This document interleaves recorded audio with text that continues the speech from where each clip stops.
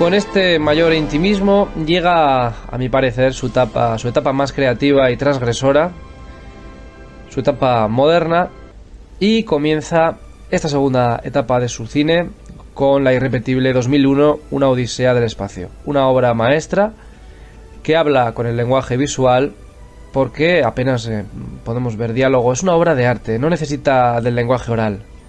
Una cinta que puede estar eternamente expuesta en un museo de arte moderno, ese en el que, paradójicamente, se crió intelectualmente Kubrick. Es un periplo que habla del hombre, de su aspecto más antropológico, de su alfa y su omega, del bucle de la vida, en definitiva, de ese periplo, esa elipse que curiosamente tiene forma su tumba. El guión fue escrito por Kubrick y el novelista Arthur C. Clarke, basándose en la novela corta del escritor titulada El Centinela, escrita en 1948. Este filme de ciencia ficción aborda temáticas tan variadas como la evolución humana, la tecnología, la inteligencia artificial o incluso la vida extraterrestre. Se caracteriza por un notable realismo científico, efectos especiales muy revolucionarios, sus ambiguas y surrealistas imágenes, el uso del sonido en lugar de las tradicionales técnicas narrativas y el mínimo uso del diálogo. La banda sonora incluye obras de arte, músicas impresionantes de Richard Strauss, la introducción de Así habló Zaratustra, Johann Strauss, hijo, y Georgi Ligeti, que acompaña las imágenes del espacio. Alex North compuso una banda musical para la película. Stanley Kubrick, hay que decir que su vinculación no solo con el cine, sino también con la música es muy significativa. Esta banda sonora, además, salió a la luz de la mano de Jerry Goldsmith 25 años después, una banda recuperada, perfeccionada, en la que se incluyeron diversas obras. La dirección y diseño de los efectos visuales fueron obra de Kubrick y supervisados por Wally Weavers. En 1991 fue anexada en el Registro Nacional de Grabaciones de la Biblioteca del Congreso de Estados Unidos debido a su significancia cultural o histórica en la vida norteamericana. Para la eternidad, ese amanecer de la humanidad, con el primate rompiendo el hueso y tomando conciencia de su inteligencia, pero curiosamente con un apoyo de algo que parece externo y ajeno a lo terrestre. Hay una elipsis temporal al lanzar el hueso que enlaza con un satélite. Sencillamente maravilloso.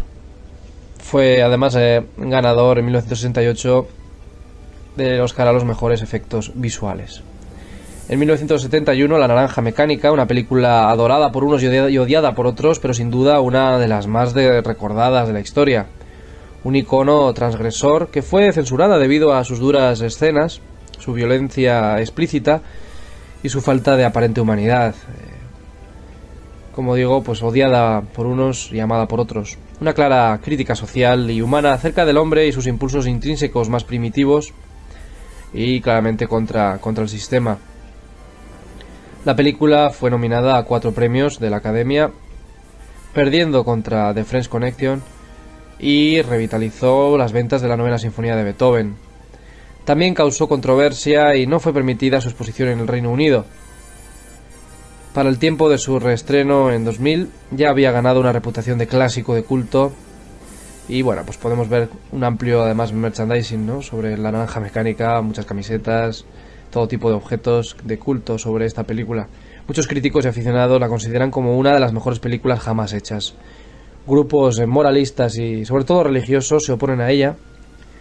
Kubrick tuvo la idea de filmar la historia como algo casi onírico, una especie de pesadilla futurista que, como un profeta, nos advierte que los peligros de la sociedad en la que estamos creando, ¿no?, esos peligros que estamos generando en una sociedad deshumanizada. Algo que nadie quiere ver, pero que Stanley Kubrick es el único que se lo plantea como posible. En esa especie de circo violento de payasos inmaduros que beben leche adulterada para drogarse y violan y pegan con aspectos grotescos y máscaras, casi como un cuadro de lo absurdo, se mueve en lo onírico. Hay mucho de arte en ello, de Dalí, de Luis Buñuel, de esas máscaras que veremos también en Eyes Wide Shut, su última película. También es una clara crítica, como decía, también al sistema y a sus métodos de rehabilitación, tan odiosos como los de los vándalos. Habla de sumisión, pero de la sumisión del miedo. Impactante, que no deja a nadie indiferente. Un trabajo impresionante. Para unos hace apología de la violencia, para otros precisamente todo lo contrario. En fin, como las grandes películas, como los grandes personajes, siempre hay gusto para todo y opiniones muy diversas. Es una crítica social hacia un problema del que nadie habla, hacia dónde camina. Unos puntos suspensivos, un interrogante de hacia dónde camina el ser humano.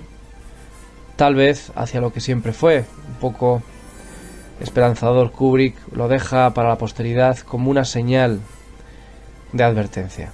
Llega en 1975 Barry Lyndon con Ryan O'Neal y una espectacular Marisa Berenson, que hoy en día, además, a pesar de estar operada, tiene una presencia impresionante y sublime. Esta magnífica, una belleza impresionante la de Marisa Berenson, muy particular. Magnífica ambientación utilizando objetivos de cámara muy luminosos y rodada con luz natural. Fotografía magistral con un aura especial que hace que el espectador se meta de lleno en la intimidad de los personajes. Esta estética particular está magníficamente apoyada por la banda sonora con piezas clásicas como la zarabanda de Händel, el Barbero de Sevilla de Rossini o un trío de Schubert o de Bach. También el folclore irlandés está presente, interpretado por The Chieftains. 3 Oscar a mejor dirección artística, mejor fotografía, mejor banda sonora y mejor vestuario. Kubrick fue nominado a mejor director, pero lamentablemente no se lo llevó. Llegamos a 1980, 5 años después, con El Resplandor. Muy buena película, mejor vista en versión original, ya que, como sabemos, el doblaje no es muy bien recordado. Parece ser que no fue muy acertado. En su afán de perfeccionismo, Kubrick eligió él mismo a los actores de doblaje en España por medio de la colaboración de Carlos Saura. Para la protagonista se dio la voz Verónica Forqué, y para Nicholson el célebre Joaquín Hinojosa, y no precisamente célebre por su voz, puesto que, como sabemos, fue muy criticado este doblaje.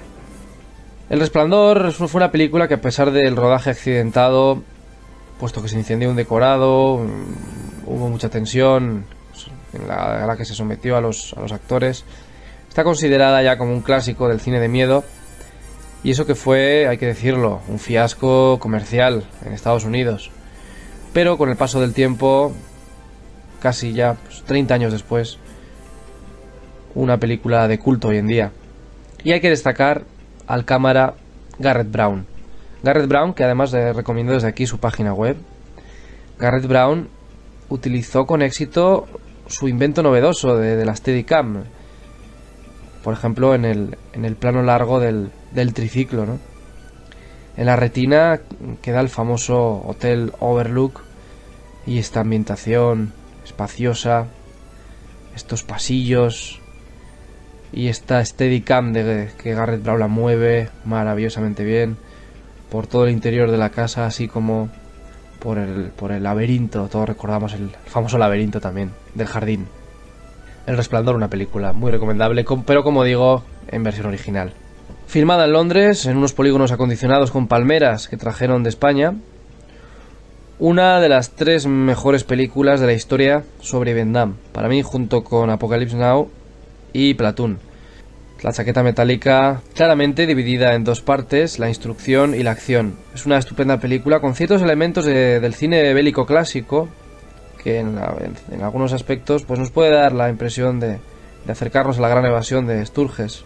O con la instrucción también me hace recordar a 12 del Patíbulo, haciendo carismáticos a ciertos reclutas, pero con menos intensidad, yo creo, en este caso.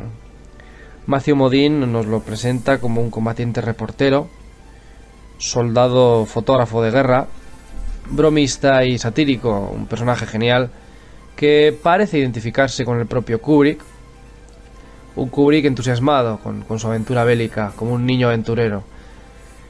El sargento Hartman, recordadísimo, interpretado con un extenso y ofensivo lenguaje por el militar real, además, un militar que realmente fue así, un gran militar, como fue Lee Ermey, y los soldados Patoso, interpretado por Vincent D'Onofrio, y el soldado bufón, Matthew Modine. Aquí hace de nuevo esa crítica social en defensa del débil, un débil que, aunque perjudique al grupo, es una víctima del sistema, de un sistema despiadado del ser humano más animal. Los débiles no sobreviven, nos viene a decir, solo sobreviven los fuertes, y el sistema es algo impuesto y cruel, pero que sin embargo nosotros elegimos. Desgarradora y bella, con una música maravillosa, y con el mensaje final de algo bello y mortal y delicado, que sin embargo es fiero como un animal asustado y vulnerable. Maravillosa la chaqueta metálica. Ice White Sat, personalmente me encanta, su película póstuma, su último trabajo. La considero muy fría, una película muy fría, aunque la considero así, contiene una cierta atmósfera muy interesante y nocturna, muy neoyorquina, urbana, de esos bajos fondos de la alta sociedad, vacía de ilusiones, en la que se mueven personajes como autómatas, sin aliciente alguno más que la propia satisfacción sexual. Nuevamente las máscaras y lo impersonal. Habla mucho de la hipocresía social que habita en los que todos creemos que poseen vidas modélicas. Nuevamente, sublime banda sonora de esa orgía de noche de invierno y corazones helados. Georgi Ligeti, Dmitri Shostakovich, entre otros intérpretes. Magnífica banda sonora. Y magnífica Ice White Sat, como pues todas las películas de este maestro del cine. Stanley Kubrick fallece un 7 de marzo de 1999 mientras dormía en su casa de campo de Inglaterra. Su obra póstuma, Ice White Sat, la concluyó Humphrey Pickwick. Y hoy es una película muy significativa, como ese último toque del maestro Kubrick. Así como todas sus películas, todas ellas magníficas, cada una en su estilo, en unos diversos estilos, muy variado y muy plural, a la vez de un personaje singular. Un gran Stanley Kubrick, que fue un director con una visión de cine única, dejando un legado lleno de reflexión y genialidad. Dio la sensación de ser el primer gran director de cine con aire independiente, sin estar sujeto a ningún canon impuesto. Un creador de estilo, un pensador original.